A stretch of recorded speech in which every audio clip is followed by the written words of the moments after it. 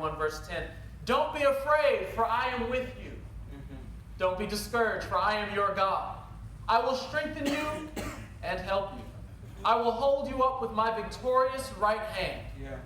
The number one reason to never fear is because God is with you. Yes. Say, God is with me. God is with me. Turn your neighbor, say, God is with me. God is with me. Turn your other neighbor, the good-looking one, say, God is with me. If you're married, you might want to look at your husband or wife. I want to get you messed up.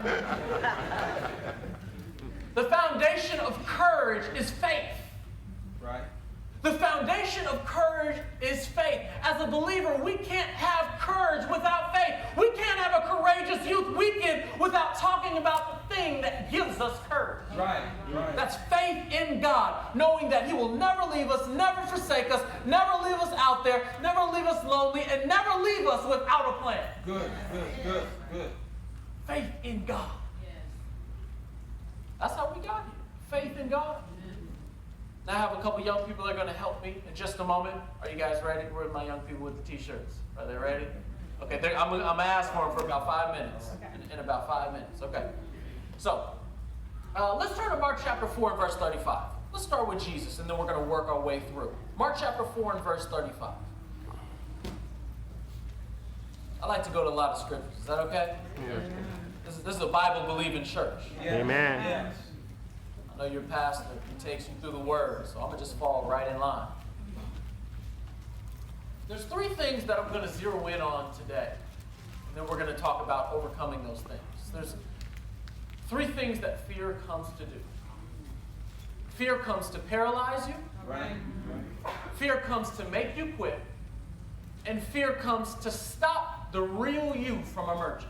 Come on. 3 things. Fear wants to paralyze you. It wants to make you quit, and it wants to stop the real you from emerging. Mark chapter 4, verse 35. Let's start with Jesus' example. On the same day, when evening had come, he said to them, "Let us cross over to the other side." Now when they had left the multitude, they took him along in the boat as he was, and other little boats were with him also. And a great windstorm, and I'm reading out of the New King James Version. And a great windstorm arose, and the waves beat into the boat, so that it was already filling. And verse 38 of Mark chapter 4. But he was in the stern, asleep on a pillow. And they awoke him and said to him, "Teacher, do you not care that we are perishing?" And he arose and rebuked the wind and said to the sea, "Peace, be still." And the wind ceased, and there was a great calm.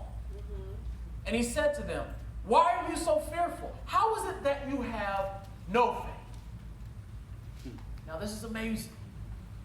We see a hurricane-grade storm. If you look it up in the Greek, it actually describes a hurricane.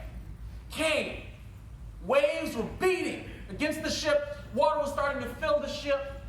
And then the disciples were panicking. Said, "Oh, what do we do? What do we do? Jesus, wake up! Jesus! Jesus! How you gonna be asleep? Jesus, wake up!" Sometimes it can feel like God is asleep in the midst of our struggle, right? Right. My Lord. Like, God, hello? Do you see? I need rent. It's the 28th. Rent is due the 1st. We only got 3 days just to make this happen. Come on now. The 29th is coming up in 30 minutes. Stop.